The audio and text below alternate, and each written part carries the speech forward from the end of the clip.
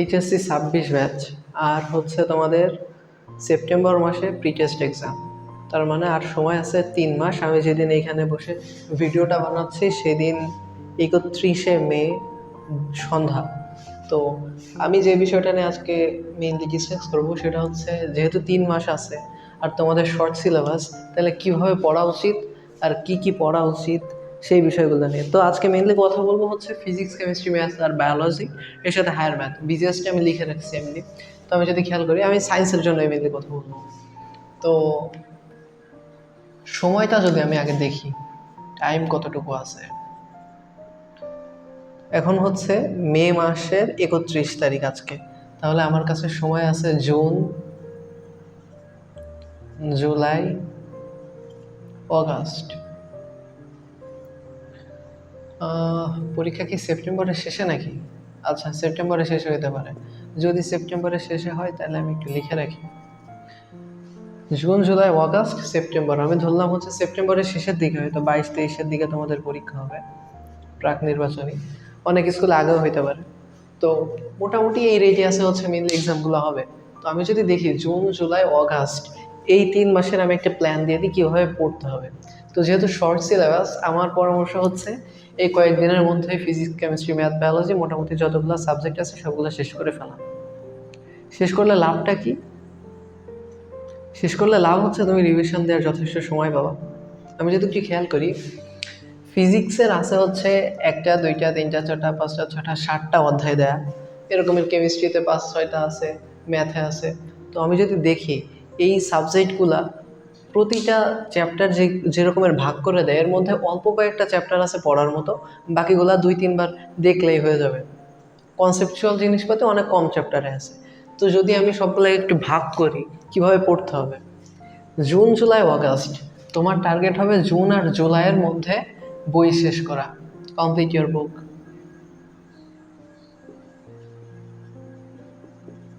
Complete your book, text book. Okay, so June আর July এই 2 মাসের মধ্যে তোমার টেক্সট বুক শেষ করতে হবে। এবং অগাস্ট মাস এটা হবে হচ্ছে এক্সাম দেওয়ার মাস। এক্সাম প্লাস যদি সেপ্টেম্বরে পরীক্ষা হয় তার মধ্যে রুটিন দিয়ে দিবে, এবং সেই অনুযায়ী এইখানে পড়ালেখা হবে। প্রি টেস্টের রুটিন অনুযায়ী এখানে পড়ালেখা হবে। Pre test routine. ওকে, তো প্রি টেস্টের রুটিন অনুযায়ী হচ্ছে অগাস্ট মাসে পড়ালেখা হবে। পড়ালেখা বলতে ভুল হবে, এখানে হচ্ছে করবা রিভিশন। কারণ আমাদের জুন আর জুলাই হচ্ছে সবগুলা কমপ্লিট হয়ে গেছে। তো 60 দিন এনাফ কমপ্লিট করার জন্য, 60 দিন যথেষ্ট। আমি জুন আর জুলাই মাসগুলায় ভিডিওগুলো দিতে থাকবো সবগুলা চ্যাপ্টারের উপরে ইনশাল্লাহ। তো আমি যদি দেখি ফিজিক্স, কেমিস্ট্রি, ম্যাথ, বায়োলজি এগুলা কীভাবে পড়তে পারি সেটা আমি একটু দেখাই দিই, তাহলে টাইম ক্যালকুলেশন ঠিক আছে। আর সেপ্টেম্বর মাসটা পড়ার জন্য রাখতেছি না, আমি এই 3 মাসের মধ্যে সব কিছু কমপ্লিট করতে পারবো। তো আমি যদি ইয়াগুলা দেখি প্রথম থেকে, ফিজিক্সকে কীভাবে ভাগ করবো আমি,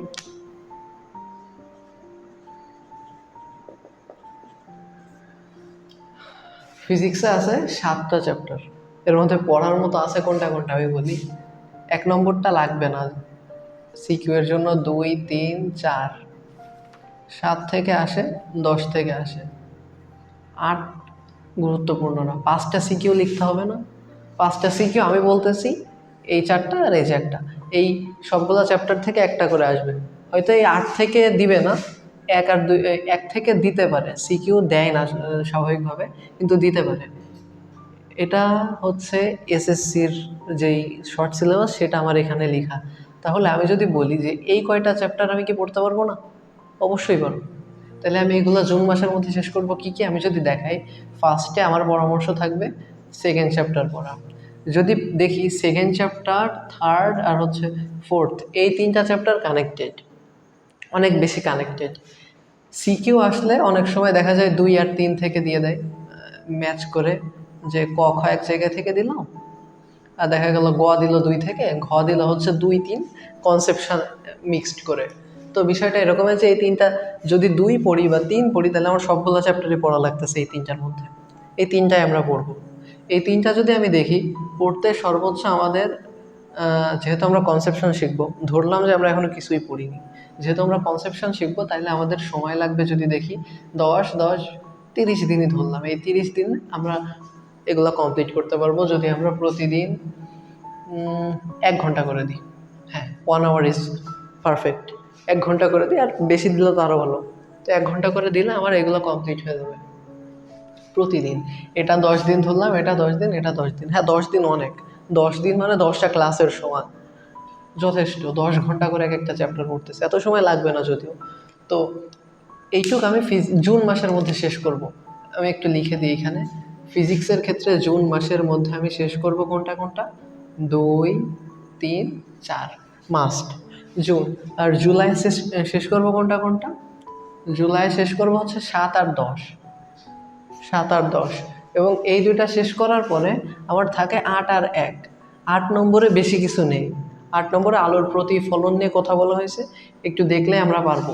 তো 8 আর 1-এও আমরা এখানে একটু সময় দেব। এখানে যদি দেখি 8 আর 1 মিলে আমার 10 দিন দিলে হয়ে যাবে, আর এটাই 10 10 20 দিন। তাহলে জুন আর জুলাই মাস মিলে আমার হয়ে গেল ফিজিক্স। এখন আমি যদি কেমিস্ট্রিতে আসি, কেমিস্ট্রি এখানে একটু বেশি সময় দেওয়া লাগবে, অনেকের এখানে অনেক বেশি সমস্যা থেকে যায়। কেমিস্ট্রিতে অনেকগুলো অধ্যায় দেয়, এর মধ্যে আমি যদি বলি 3, 4, 3, হ্যাঁ 3, 4, 11 আর হচ্ছে 6, সাথে 5টা ইম্পর্টেন্ট। এখানে সবগুলো ইম্পর্টেন্ট। আমি যদি একটু খেয়াল করি, সবচেয়ে বেশি ইম্পর্টেন্ট হচ্ছে 11। এখান থেকে একটা সিকিউ মাস্ট। একাধিক আসতে পারে না, আসবে না, একাধিক আসবে না, একটা সিকিউ মাস্ট এখান থেকে পাচ্ছি আমরা কমন। এবং যদি দেখি 4 থেকে একটা সৃজনশীল আসবে, হ্যাঁ 4 থেকে আসবে, এবং 6 থেকে একটা আসবে। আর 4 থেকে বললে ভুল হবে, 3, 4 একসাথে দিবে, 3, 4 একসাথে দিবে। আর যেই 5 থেকে আসতেও পারে, 5 থেকে বলা যায় না, 5টা গুরুত্বপূর্ণ, 5 থেকে আসবে। আর হচ্ছে 7th চ্যাপ্টার যেখানে, এইখান থেকে আসতে পারে হচ্ছে লা শাতেলিয়ার নীতি। আমি প্রতিটা চ্যাপ্টারে কি কি আছে সবগুলাই কমপ্লিট করাই দেবো, সমস্যা নাই। আমি প্রতিদিন হচ্ছে এক একটা করে চ্যাপ্টার কমপ্লিট করাই দিব। যে আমি 10টা ভাগ করে নিলাম না, আমি নিজেই করাই দেবো লাইভে, সমস্যা নেই। লাইভে করাই, রেকর্ডেড করে করাই দিব লা শাতেলিয়ারের নীতি।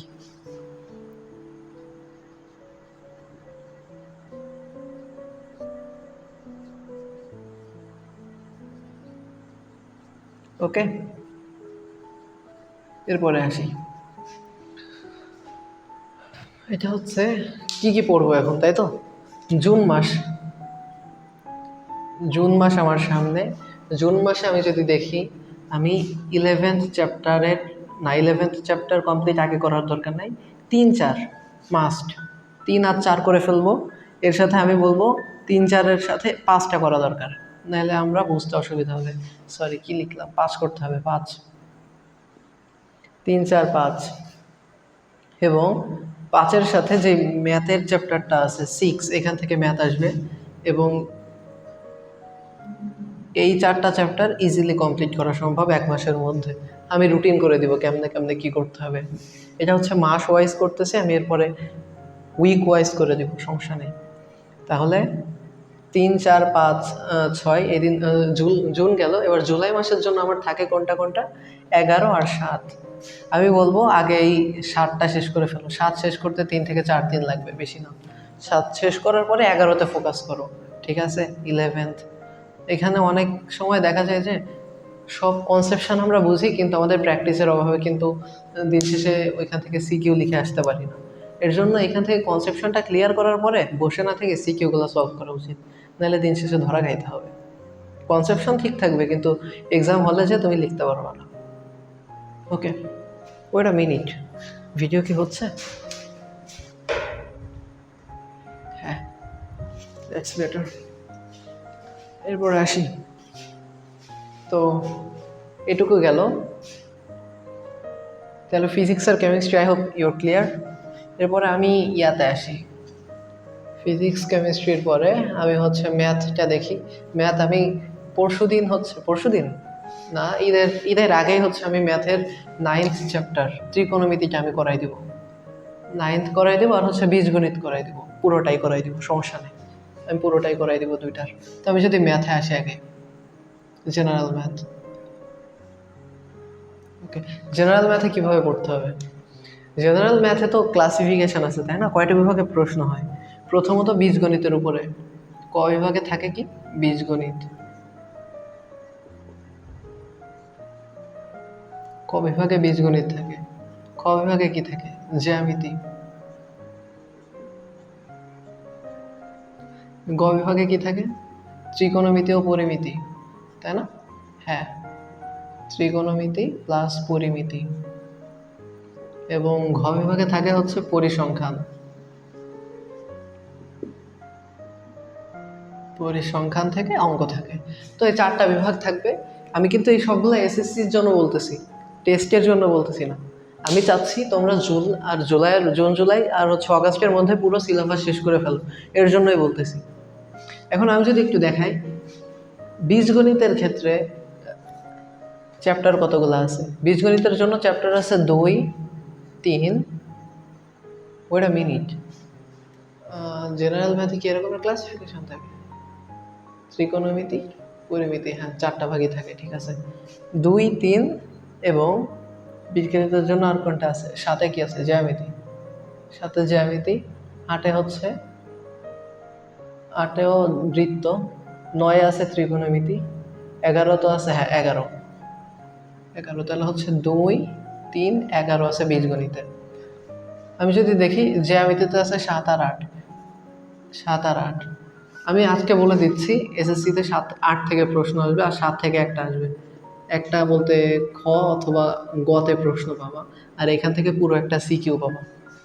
ওকে, আর ত্রিকোণমিতি পরিমিতির জন্য আছেই তো ত্রিকোণমিতির চ্যাপ্টার 9 আর পরিমিতির চ্যাপ্টার 16। আই প্রেফার ফর ত্রিকোণমিতি, ওটা শেষ করা লাগবে যে কোনোভাবে। অ্যান্ড আমি করাই দেবো, আমি পুরো ত্রিকোণমিতি বেসিক থেকে শুরু করে যতদূর জানা লাগে ত্রিকোণমিতির জন্য যা যা লাগবে আমি সেটা কমপ্লিট করাই দেবো, কোনো সমস্যা নেই, কয়েকদিনের মধ্যেই। আর পরিসংখ্যানের জন্য তো একটা চ্যাপ্টার আছে 17, এইখান থেকে একটা সিকিউ লিখতে হবে। সিকিউ 100-এ 100 পাইতে হবে, সরি কি বলতেছি, সিকিউতে 70-এ 70 পাইতে হবে, এমসিকিউতে 30 আউট অফ 30 থাকা লাগবে, 100 আউট অফ 100 এনশিওর করা লাগবে। আর অবভিয়াসলি সম্ভব, তোমাদের এত শর্ট সিলেবাসের মধ্যে অবভিয়াসলি আমরা চেষ্টা করলে পারবো। তো আমি যদি দেখি আমাদের 2টা মাস আছে, কেমনে কেমনে পড়বো। জুনের জন্য আমি আগে দেখি, জুন। এখন জুনে পড়তে গেলে আমি বীজগণিতটা শেষ করি জুনে। আমি তো বললাম ত্রিকোণমিতির কথা, চ্যাপ্টার 9 ওইটা আমি করাবো, ওইটা করিও, ওইটা করা দরকার। এর সাথে হচ্ছে 3, তাহলে এখান থেকে একটা সৃজনশীল আমাদের ডান, এবং 3 এখান থেকেও ডান, তো 2টা গেল। 9 আর হচ্ছে 3, এটা করতে আমাদের 5 থেকে 7 দিন লাগবে, 2টা মিলাই। এরপরে যদি দেখি দ্বিতীয় চ্যাপ্টারটা করা দরকার, কিন্তু দ্বিতীয় চ্যাপ্টার অত গুরুত্বপূর্ণ না, ওটা পরে করি। তাহলে আমাদের 3 ডান, 9 ডান। এরপরে হচ্ছে 8 নম্বর চ্যাপ্টার যেটা আছে সেটা আমাদের এখন করা লাগবে। এবং এর সাথে যদি দিই, এর সাথে 11টা করে ফেলো। 11 গুরুত্বপূর্ণ না, কিন্তু যেহেতু আছে করে ফেলো, সমস্যা কি। এরপর জুলাই আসি, জুলাই মাস। আর জুনের মধ্যে তো আবার ঈদ উল ফিতর, ঈদুল আজহা আছে, অনেকে পড়ালেখা করবে না ঠিকঠাক মতো। আমি বলবো ভাই 5 থেকে 7 দিনের বেশি ছুটি নিও না, ঠিক আছে? এটাও অনেক বেশি, 5 থেকে 7 দিন অনেক বেশি। জুলাই যদি দেখি, জুলাইয়ের জন্য আমার 7 থাকে, 2 থাকে, 2, 7, 16, 17, 16, 17 করে ফেলো, ইটস ইজি, চাইলেই সম্ভব। ওকে, জুন আর জুলাই, আর প্রতিটা চ্যাপ্টার আমিই করাই দেবো, কোনো সমস্যা নেই। এরপরে কি আছে? বায়োলজি কেমনে করবো আমি একটু দেখাই। এই ভিডিও কি লেন্থি হয়ে যাচ্ছে? আচ্ছা, বায়োলজি আর হায়ার ম্যাথ দেখে আমি শেষ করবো।